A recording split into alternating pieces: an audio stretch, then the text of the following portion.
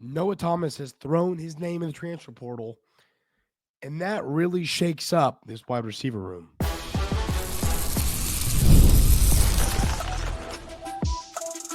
You are Locked On Aggies, your daily podcast on the Texas A&M Aggies, part of the Locked On Podcast Network, your team every day. Welcome on into Locked On Aggies. I'm your host, Andrew Stefaniak. Thanks for making Locked On Aggies your first listen every single day. On the show today, ladies and gentlemen, we're talking about the Aggies are after a few defensive linemen in the portal. We'll talk about some updates there. We're going to talk about something I think those of you that come here to Locked On Aggies on a day-to-day basis want to hear me, say some positive things. And I've got some negative things to say in segment 2 today, but we're going to kick the show off starting about Noah Thomas and the fact that he has decided to put his name in the transfer portal. This is one of the most interesting offseason situations we've seen to this point. And the reason I say that is because it was weird to me that he entered when he entered. Obviously clearly he saw what we went and got in the portal and decided to go find somewhere else. And I understand that. I do. And the reality is this is just what college football is today. These players, are going to hit the portal. They're going to leave. It's just what's going to happen. But this is rough for Texas A&M. It sounds like there were concerns about this for a little while, and then we kind of died down, and then he obviously did hit the portal. But losing Noah Thomas, you're now losing that veteran presence in your wide receiver room. You have great players still. Great players. You just went and got KC Concepcion. You've got Mario Craver. You've got Micah Hudson. You, of course, have Miles coming in. You've got some young, elite wide receiver talent on this roster. When it comes to talent, I still feel great about the outlook for this room. My issue is, it's a lot of young talent. And at times we see that work out. And at times there are some issues with that. So it's going to be interesting to see. Well, first of all, what I don't love to see is, it was tweeted out by on three schools to pay attention to for Noah Thomas. Georgia, okay, whatever. Miami, whatever. Texas, would not like that. Just don't think that it's never a good look when one of the key players on your team leaves and goes and plays for your rival. Not only that, but then on top of that, it would be really problematic if Noah Thomas, and we're going to wish the best for him, but if he goes to Texas and goes for 1,000 yards and 12 touchdowns next year with Arch Manning, that would be incredibly,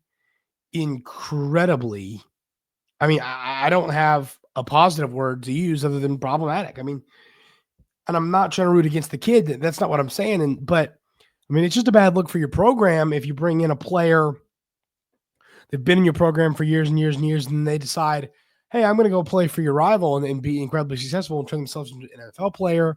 That's a bad, rough look for a program. So, what I'm saying is I'm hoping he goes to Georgia or Miami rather than Texas. But I'm a little more so. I now am not concerned about the wide receiver room when it comes to talent. I'm concerned when it comes to, kind of that veteran understanding. And yes, Concepcion's going into his 3rd season. He's played a lot of college football. He's had 2 darn good seasons at his previous stop of NC State. You've got some guys that are a little bit older. We've seen obviously a year of Craver, a year of Hudson. Miles will be the young guy, the freshman. But we've seen these players succeed at the college level but I just would have really liked to have Noah Thomas in this room. This is a big loss to me. I think a lot of people are kind of like, whatever, makes sense. We brought in some great players. We theoretically, upgraded from Noah Thomas, and I agree with that. But I'm just telling y'all, Noah Thomas with a quarterback that is fully dialed, which hopefully, well, as we discussed the other day, is what Marcel Reed's going to be for this Texas A&M team next year. But I mean, if you send Noah Thomas to a quarterback that's going to throw for 290 yards a game, I think he's very capable of getting near 1,000 yards. And I think he could do that in the SEC. I'm not saying at a small school. I'm saying in anywhere, I think he could go do that. So it's all about quarterback play for Texas A&M. These receivers need to get fed. You need to feed them. I think that's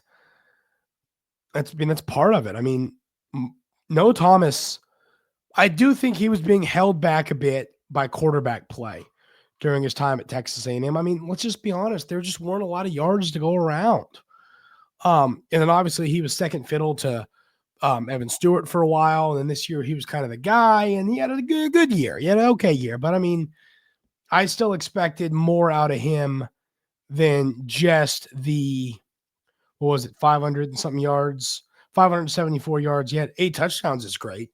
But then the 574 yards, I mean, I really was hoping he was going to get closer to, 700-800 yards. And with a 6'6", 200 frame like Noah Thomas has, he is absolutely 100% capable of becoming a dominant elite player. So, I am excited to see what is going to happen with him in the future, because I think he can be good. And I'll be positively frustrated if he is good, because I just think that you've got to start having an offense at times. And I like the way Texas A&M plays, but you got to be able to have some dominant receivers. We saw it happen with Evan Stewart. This is actually ironically going to be a bit of the conversation we're going to have in segment 2. But this room's going to be fine. It's a big loss. It's a massive loss, because I still saw a world where he was going to be our wide receiver 1 next year. I've had some people reach out to me and ask, with these guys. Now, that was before Concepcion. I would, if you would have asked me with Noah Thomas on roster, I would have said Concepcion's going to be a wide receiver 1, Noah Thomas a wide receiver 2. But he was going to be a massive part of this offense. I mean, there's absolutely zero question there. So I'm a little curious to see what is going to end up going down with this room now, because I think that obviously this to me says you're going to see a lot more Hudson. I think Hudson was the player that I was kind of curious, how much are we going to see of Hudson this year? We know that there's the upside there, but obviously there was a lot to improve on.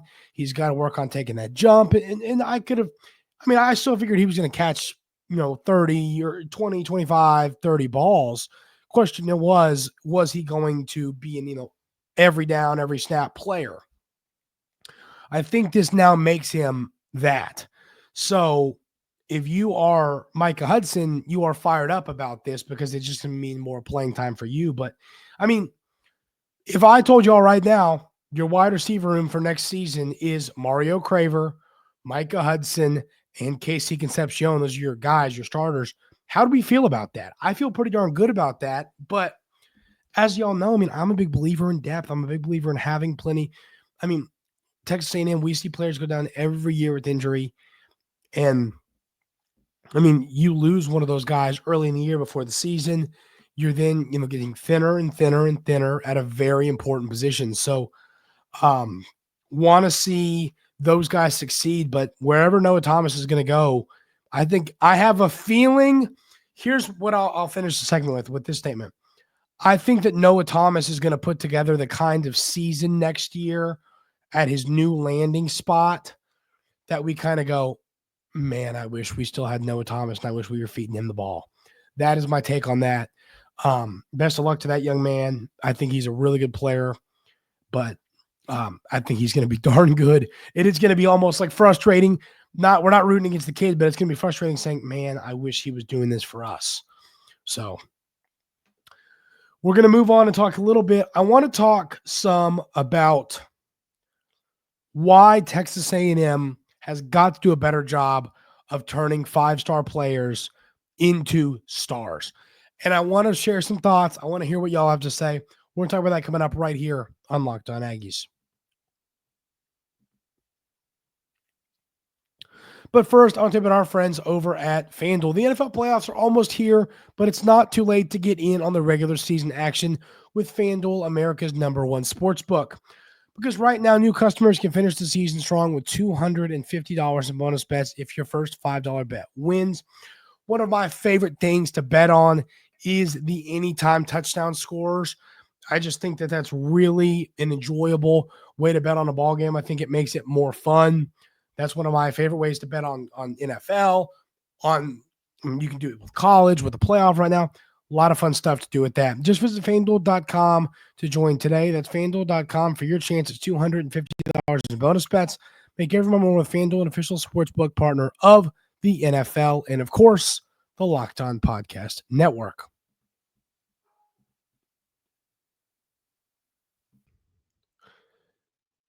So what I wanted to talk about in segment 2 today is something that literally, ironically, I was standing in the shower today and I went, why does Texas A&M do so well recruiting? And it just doesn't seem like a lot of these 5 stars work out. So, I mean, let's take a gander. Right now, 2024, there's nothing negative you can say about Trey Bussey yet. He was a freshman. Take it down to 2023. I think you could argue that both Ruben Owens and DJ Hicks, Ruben Owens because of injury, so we're not going to give him as much, but DJ Hicks, I mean, knowing that he was a top 10 player, he's done some good stuff, and hopefully there's still upside there, but I don't think you could talk me into him being this elite 5-star prospect. 2022 was, of course, the crazy class. Walter Nolan, gone. Evan Stewart, gone. Shamar Stewart was pretty darn good. Gabriel Brunlow-Dindy, gone. LT Overton, gone. Connor Wigman, gone. Chris Marshall, Anthony Lucas, all these guys are gone. I mean, I guess the point is I can sit here, I can read names, and we can do this, but it's really frustrating to get so much talent all the time. And it isn't turning into elite players on the field. I mean, obviously the Shamars were darn good this year. No issues to them and how good they were. But I mean, you talk about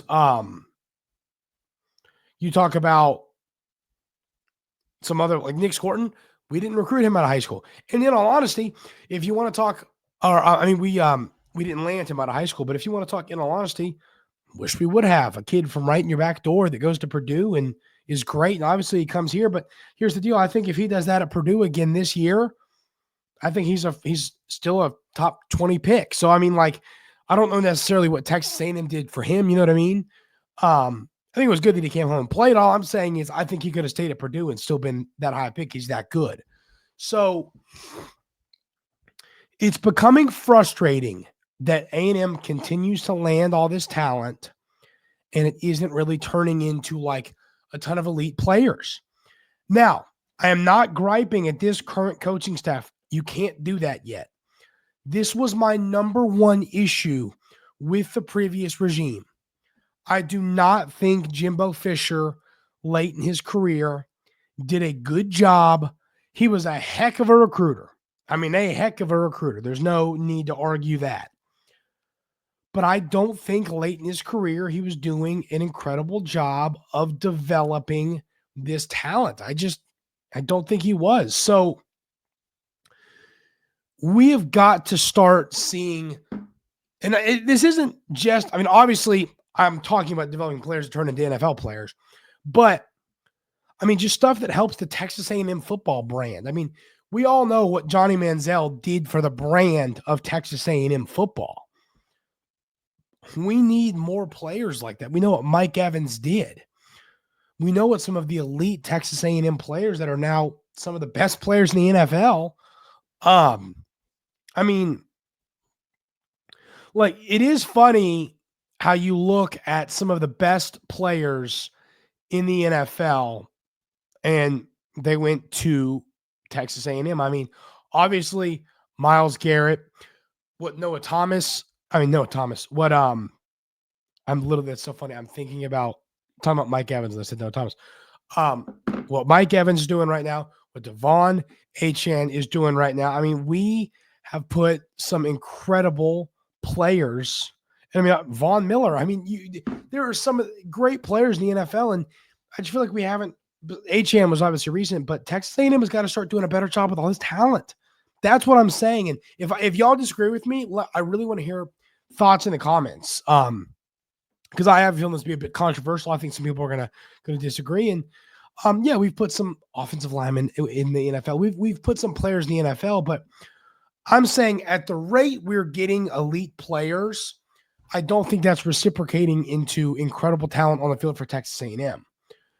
So, I mean, just like I said, look at the last since 2022. I mean, I would say we've had one hit of those players I just named. We've had one hit. So this and to continue to reiterate what I'm saying, the previous coaching staff is to blame to this for this right now is what I'm saying. I'm not yelling at the current coaching staff, but what I'm saying is we do need to see the current coaching staff do a good job of developing talent. That's what makes a program great. I mean, if I'm a high school recruit, if I'm a 5-star, why do I want to go to a school that I don't feel can develop me into an NFL player? If I'm a high-end college or high school recruit, my goal is to go make millions of dollars playing in the NFL. And if given the opportunity to go play and the sad reality is, look at what Georgia and look what Alabama have done over the last few years. They've become, Ohio State, they're putting elite players in the NFL. And I think Texas A&M, based on, and I'm not saying we haven't put anyone in the NFL, but I'm saying based on the talent we've had, I think we could be doing a lot better. So I want to see this new coaching staff land these 5-star players and turn them into NFL players. And not only turn them into NFL players, I also want to see them, be obviously incredibly successful at Texas A&M, players that help grow the brand. I mean, it is funny to talk about all the elite players in the NFL that came from Texas A&M, but it just feels like lately you haven't seen a ton besides really Achane. And obviously there's some other players. And I think that is what needs to happen. I mean, I think you can make the argument about Christian Kirk. There's arguments to be made over some different players, but what I am saying is based on the level of talent Texas A&M gets year in and year out, they're not putting as much at the next level and doing as well in college as they should. So that is why I really want to see this coaching staff do a good job of developing this talent. Because once again, if I am a Jerome Miles, if I am, some of these 5-stars for next year, whatever 5-stars you're recruiting, if I'm a 5-star recruit and I'm looking at what people have put in the NFL and what they've done, I would potentially not want to go to A&M for that. I mean, we've got to start developing talent better, and I believe Coach Elko can do that. But if Coach Elko proves that he isn't a great developer, I think it is going to start affecting Texas A&M when it comes to recruiting high school players. So that is just something to monitor, and I really want to hear y'all's thoughts on that in the YouTube comments. So let me know down there. Do y'all think over the last, let's say, 5 years, Texas A&M has done a good job putting players in the NFL based on the amount of talent, top 150 players we've had on our roster? Let me know that in the YouTube comments. Texas A&M is doing a great job recruiting the defensive line position in the portal. We'll talk about that coming up right here on Locked On Aggies. But first, I want to tell you about our friends over at GameTime. Those of you everydayers here at Locked On Aggies know that I absolutely love the GameTime app. It is the only place that I will ever be purchasing tickets. Bought my dad tickets to a sporting event coming up here soon. Got them on GameTime. Bought my mom tickets to a concert for Christmas. Got them on GameTime.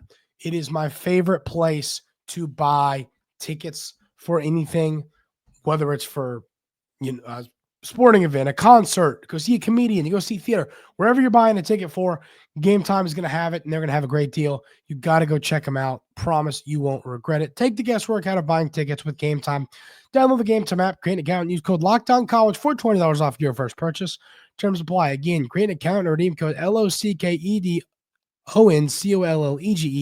for $20 off. Download GameTime today. Last minute tickets, lowest prices guaranteed.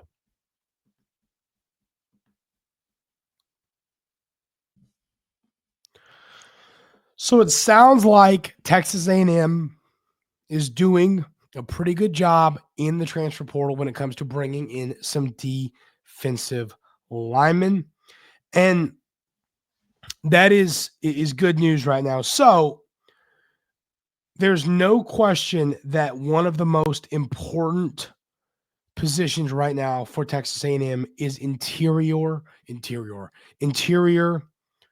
defensive line. Sounds like we got a couple visitors on campus that are interior defensive linemen. And this is going to be a position you're losing some elite players to the next level on the interior defensive line. And it is without question a group that needs updated and upgraded after what you're losing this year. So really want to see the Aggies do a good job of landing this position. I'm hearing some good things. It sounds like we're going to get some positive updates there soon. Secondary is another position I want to continue to see the Aggies recruit well at. I think you just need a little bit more depth there. I mean, Des Ricks, thoughts there. I mean, I think you need to go get some players.